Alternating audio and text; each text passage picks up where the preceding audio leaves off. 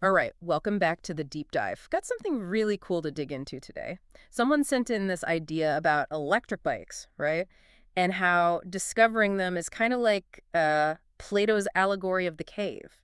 Oh, yeah, that's a good one. I like that. Yeah, so that's our deep dive today, exploring that connection, like going from never even thinking about e-bikes to actually riding one. How's that like going from shadows to sunlight and what does that whole thing tell us about how we react to new tech in general? I think it's a really smart comparison, actually.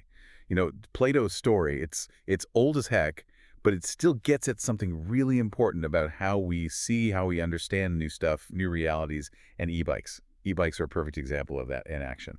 Okay, so first, can we just like get everyone on the same page with this cave thing? We Right, got these prisoners, they're chained up, they can only see this wall, right? right. And on the wall, there are these shadows flickering around, and the shadows are coming from stuff behind them, things they can't even see. The shadows, that's their whole world. So they give the shadows names, they build a whole understanding of how things work based on just these fleeting images. They don't know anything else. Yeah, and that's the whole point. Yeah. They literally cannot imagine that there's anything beyond those shadows. Like Yeah. their reality, their entire understanding is just limited, by what they can see, what they experience in that cave. Then one prisoner, they get free. Somehow they get out of the cave. It's got to be a total shock, right? Oh yeah, huge shock. I mean, the light, everything is just so different, so intense. Totally. At first, they probably only see reflections. Then they start to make out actual objects, and finally they see the sun.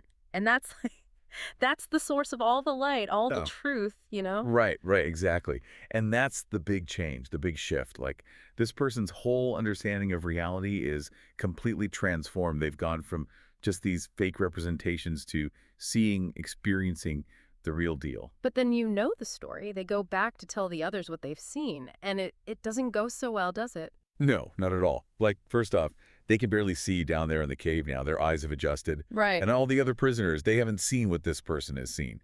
So they just think this person's crazy now, confused, talking nonsense. So they just stick with what they know, the shadows. Shows how much we don't like to question what we think we know. So where do e-bikes fit into this whole shadow and light thing? Okay, so think of it this way. The cave is like being totally oblivious to electric bikes, not knowing how they work, what they can do, all the good stuff. People in this cave, they have a limited idea of what transportation even means. They know traditional bikes, the kind you got to pedal like crazy.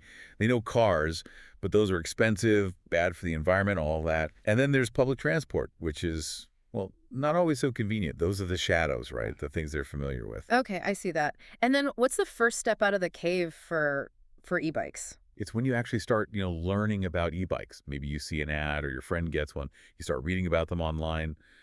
That can feel pretty overwhelming at first, right? All the different models, features, like what even is a watt hour? It's kind of like those first glimpses of the real world.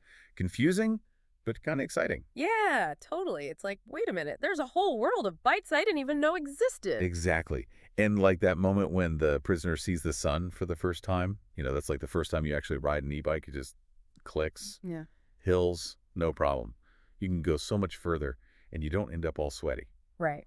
And that changes everything, doesn't it? Yeah, it's a total game changer. It's like you suddenly understand viscerally what these things can do. But then comes the fun part, right? Hmm. Trying to explain all that to people who haven't had that experience. You get the, oh, it's cheating comments, people worried about safety, all the usual stuff. That's got to be frustrating. It's super frustrating. It's really hard to explain how effortless it feels, how much further you can go to someone who hasn't actually felt it. It's like trying to describe what, like, blue looks like to someone who's been blind their whole life. Ah, Like, how do you even do that? you can't. It's just different. Exactly. And so the best thing, the most convincing thing, is really just to get them on a bike. Let them feel it for themselves. To have that aha moment. Yes, exactly. And for the people who do embrace it, who do take that leap, it really does change their whole reality. Think about it. Commuting, it's not such a drag anymore. It's faster, it's easier, it's cheaper, better for the environment. And weekends. You can actually explore new places, go on longer rides. Definitely. And what's interesting is that once you have that experience, it's like you can't go back. Right. It's like once you've seen the sun, you can't unsee it. Exactly. And then those old ways of getting around, they just seem so limited. Like Mm. who wants to sit in traffic when you could be cruising by on an e-bike. So the big takeaway here, the thing that ties it all together is this journey, right? You start in this cave of not knowing anything about e-bikes, and then you step out into the sunlight of experiencing all the good stuff firsthand. It really just shows how important it is to be open to new things, to challenge the way we think things are. Yeah, and I think what's so cool is that this pattern, it's not just about e-bikes. I mean, Uh-huh. think about it. The internet, smartphones, people were so skeptical at first. It's always Yeah. like that with new tech. There's this resistance until people actually experience the benefits. Right, right. Like, I don't need a computer in my pocket. Exactly. And then 5 minutes later, you can't live without it. Right, totally. And e-bikes, I mean, they're not just changing how we get around, they're also making us rethink this whole idea of sustainable transport, what's possible, and pushing the limits of what we thought cycling could be. Absolutely. So now I got to ask you, where else in your life right now are you kind of stuck in a cave? What new tech, what new idea could totally change your world if you just stepped outside and took a look? What could be your sunlight? I like that. That's something to think about. Right. All right, that's all the time we have for the deep dive today. Thanks for listening.